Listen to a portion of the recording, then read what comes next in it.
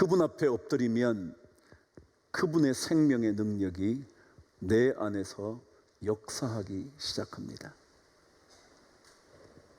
엎드릴수록 주님의 은혜는 우리의 것이 됩니다.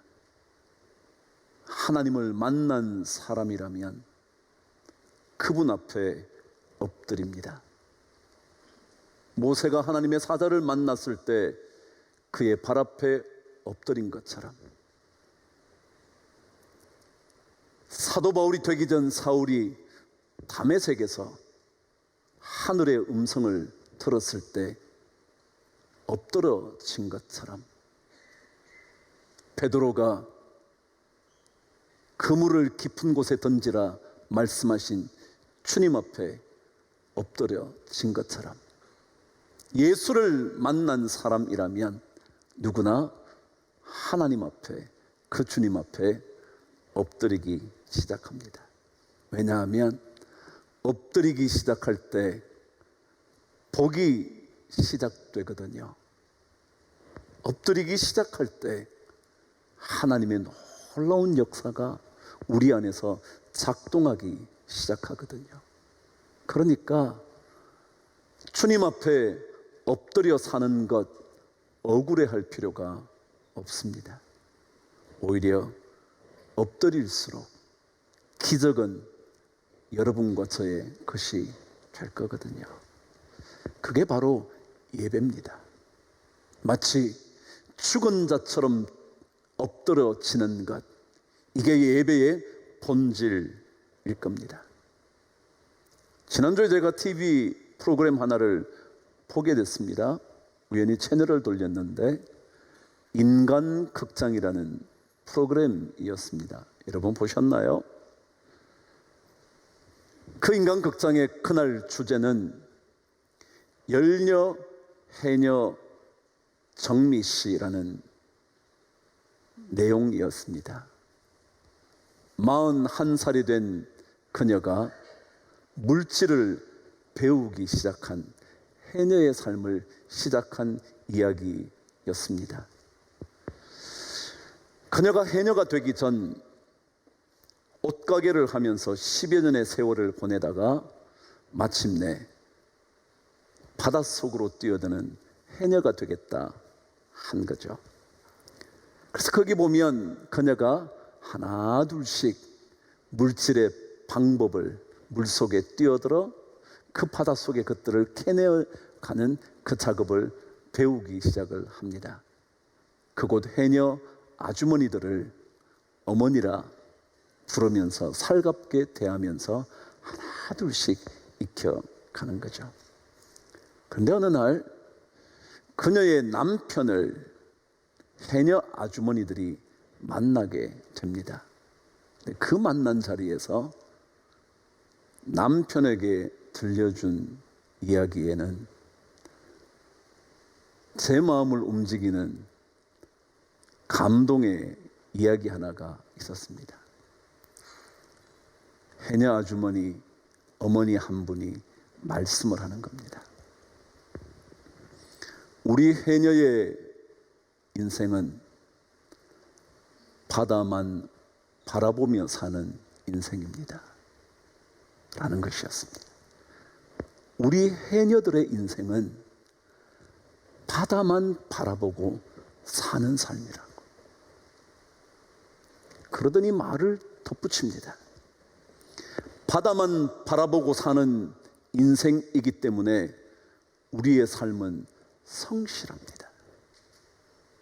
당신의 아내가 해녀가 된 것 참 복된 일일 겁니다. 왜냐하면 그녀의 삶이 성실해질 것이기 때문입니다. 그러는 거예요. 해녀의 삶이 뭐냐 하면 바다만 바라보고 산다는 겁니다. 바다 하나만 보고 산다는 겁니다. 다른 모든 것들을 제쳐두고 바다만 바라보고 사는 삶, 그게 해녀라. 한 가지만 바라보기 때문에 나머지 것들을 신경 쓰지 않기 때문에 그의 삶은 성실한 삶이 될 거라고. 그렇게 얘기하면서 해녀가 된 아내를 칭찬하는 겁니다. 그 얘기를 듣다가 우리 신앙, 예수의 사람, 그 사람들의 삶이 떠올랐죠. 예수 믿는다는 게 뭐냐 하면 예수만 바라보는 겁니다.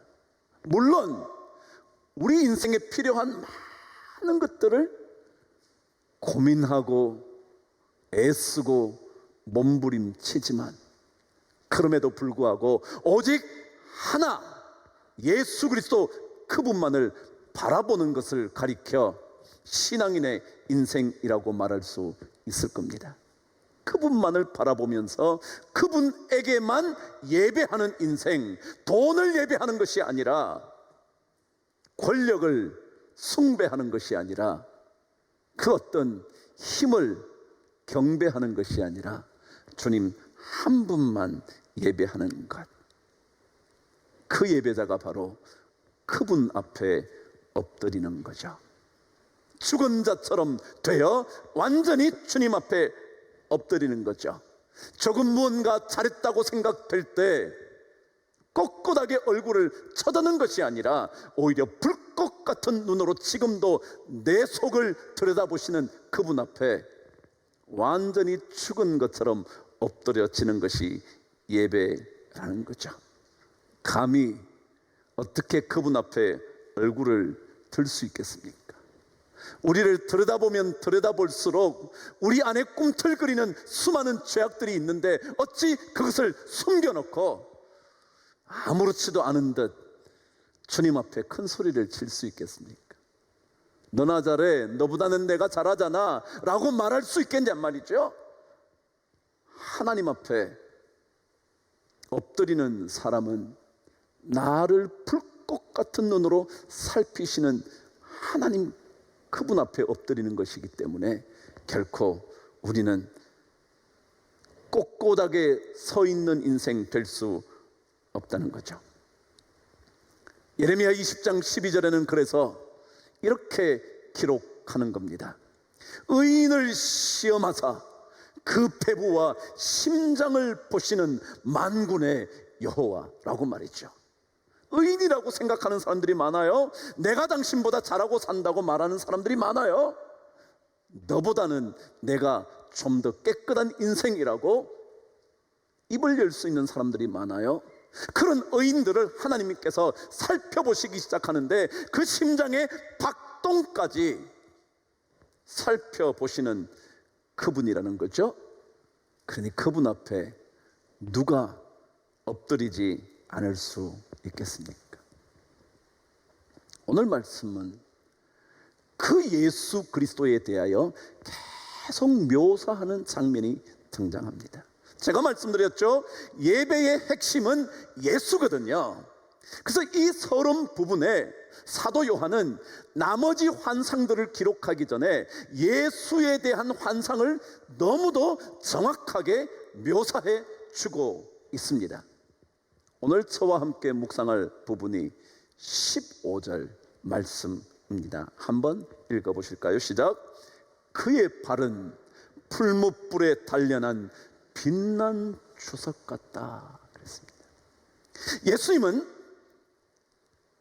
발에 끌리는 옷을 입고 가슴에 금띠를 띠고 그의 머리와 털이 희기가 양털 같고 눈 같은 그분인, 불꽃 같은 눈으로 우리를 살피시는 그분이 오늘 성경은 어떻게 표현되어 있냐면 그의 발은 풀무불에 단련한 빛난 주석 같다 그랬습니다. 이게 주석이라는 단어는 어떤 번역본에서는 구리 혹은 청동이라고 번역되어 있지만 히브리어 이 단어는 이런 의미를 가지고 있는 것이라 그러더라고요. 금강석, 뭐죠? 다이아몬드요. 다이아몬드가 빛이 나는 것처럼 빛나는 발을 가지신 분이다, 그렇게 기록되어 있습니다. 무슨 뜻일까요? 여러분, 풀무불에서 모든 불순물을 제거하고 가장 빛나는 다이아몬드를 한번 비추어 본다고 생각해 보시죠. 얼마나 아름답게 빛이 나는지. 이것이 무슨 의미를 가지느냐 하면 예수 그리스도의 영광이라는 겁니다. 여러분, 영광이란 뜻이 뭐라 그랬죠? 빛날 영, 그리고 빛광이잖아요. 그러니까 영광이란 뜻은 빛난다는 겁니다. 얼마나 빛이 나는지 다메섹에서 사울에게 그 빛이 비치자 사울은 눈의 시력을 잃어버립니다. 그 정도로 빛나는 것, 그거죠. 그게 예수 그리스도의 영광이라는 것입니다. 구약 성경은 하나님의 영광이 비치게 되면 누구도 살아남을 수 없다고 생각을 했습니다. 그래서 아무도 하나님의 얼굴을 볼 생각을 못했죠. 왜요? 그의 얼굴에서부터 비치는 영광의 빛으로 인하여 인간은 죽을 수밖에 없다고 생각했거든요. 그게 영광이라는 뜻입니다. 그것이 오늘 말씀에 나타난 빛나는 주석 같다는 의미입니다. 출애굽기 40장에도요 성막 안에, 성막을 비치는 성막 속에 여호와의 영광이 충만했다, 가득했다는 거예요. 얼마나 그 영광이 엄청났던지 모세라는 사람조차 그 성막에 들어갈 수도 없었다고 기록합니다. 하나님의 영광이 얼마나 놀라운지, 얼마나 빛이 나는지 그 성막 안으로 감히 들어갈 수 없다라는 거죠. 그래요? 감히 바라다 볼 수도 없는 빛나는 영광이 예수 그리스도의 모습이라는 거예요. 그래서 그분이 우리에게 비추면 마치 사울이 엎드려진 것처럼 우리도 그렇게 엎드려져야 한다라는 거죠. 다메섹에서 보았던 그 빛이 바로 예수 그리스도의 영광의 빛이죠. 보는 순간 눈이 멀어 버릴 정도의 영광의 빛이요. 그분의 발이 그런 정도로 빛난다면 머리끝은 얼마나 엄청날까를 기록해 놓은 본문이죠. 우리가 예배라는 것이 하나님 앞에 엎드린다 그랬잖아요. 우리의 삶을 불꽃 같은 눈으로 살피실 뿐만 아니라 우리를 비추는데 감히 바라다 보다가는 죽을 수밖에 없을 정도의 빛이 비치기 때문에 우리는 그분 앞에 엎드려지는 거죠. 그 빛으로 비치면 우리 안에 숨어있는 것들이 다 드러납니다. 구석구석에 숨겨진 죄악들을 바라다 볼 수밖에 없습니다. 그래서 우리는 주님 앞에, 주님의 영광의 빛 앞에 엎드려져야 한다는 것, 그게 바로 예배의 본질이라는 거죠. 그런데 오늘 성경은 그 영광의 빛에 대한 얘기를 하고 난 다음 이어진 이야기가, 예수 그리스도의 또 다른 모습의 이야기가 이렇게 기록되어 있습니다. 15절 뒷부분입니다. 저와 함께 읽어보실까요? 시작. 그의 음성은 많은 물소리와 같다 그랬습니다. 여러분요, 하나님의 사람들이 하나님의 불꽃 같은 눈과 그분의 빛나는 빛 앞에 엎드러지기 시작하면 그때부터 하나님의 음성이 들려오기 시작하는데, 그 음성이 폭포수처럼 쏟아지는 거대한 물소리 같다는 거예요. 다시 말하면 한 번만 우리에게 들려지는 게 아니라, 한 번 정도만 듣고 나면 끝이 나는 것이 아니라 끊임없이 쏟아부어지는 물소리처럼 우리들에게 하나님의 음성이 들리기 시작한다는 거예요. 우리가 예수를 믿으면서 예수의 음성을 듣고 싶다면 그분 앞에 엎드리는 겁니다. 엎드리면 그분이 그때부터 말씀하시기 시작을 합니다. 그분이 우리에게 지혜의 말씀을 들려주십니다. 눈물을 흘리는 자에게 위로의 말씀을 우리에게 들려주십니다. 절망하고 있는 자에게 주님은 소망의 음성을 들려주십니다. 쓰러진 자에게 다시 일으키시는 음성을 우리에게 들려줍니다. 질병으로 고통당할 때 주님께서 우리를 치유하시는 음성을 들려줍니다. 그게 많은 물소리 같다. 우리의 인생을 새롭게 일으켜주시는 주님의 음성이 많은 물소리처럼 우리에게 막 오는 거예요. 히브리서 기자의 말씀처럼 하나님의 말씀은 살아있는 것입니다. 하나님의 말씀은 운동력이 있어서 우리 안에서 움직이기 시작하면서 나의 절망을 없애고 소망으로 다시 일어나게 하시고, 나의 눈물을 닦고 위로와 평강으로 우리를 찾아오시고, 우리의 깊은 골수와 관절까지 깊이 파고드는 그 말씀이 우리에게 막 다가온다. 그래서 엎드리기 시작하면, 하나님 앞에, 그분의 영광 앞에, 그분의 불꽃 앞에 엎드리기 시작하면, 그때부터 우리는 하나님의 음성을 듣는 겁니다. 계속해서 우리를 일으켜주시는 하나님의 음성을 듣는 겁니다. 우리를 위로해 주시는 하나님의 음성을 듣습니다. 그 생명의 능력의 말씀을 우리는 계속 듣게 되는 겁니다. 여러분 혹시 200장 찬송을 불러보신 적 있으신가요? 이런 찬송이요. 발 달고 오묘한 그 말씀, 생명의 말씀. 그 가사의 3절은 이렇게 기록되어 있습니다. 널리 울리어 퍼지는 생명의 말씀, 마음의 용서와 평안을 골고루 준다. 이런 하나님의 음성이 들리기 시작하면요, 우리 마음 안에 그 죄악들이 씻김 받고요, 우리 안에 평안이 막 찾아온다. 2절 가사는 이렇습니다. 귀한 생명의 그 말씀 내 노래 되도다. 모든 사람을 살리는 그 생명의 말씀, 그게 우리에게 막 들려온다. 많은 물소리처럼. 에스겔 43장에도 하나님의 음성이 많은 물소리와 같다. 그럼 오늘 이 찬송 한번 불러보세요. 하나님 앞에 엎드리는, 하나님께 예배하는 여러분과 저에게 이 생명의 말씀이 막 몰려오는 거예요.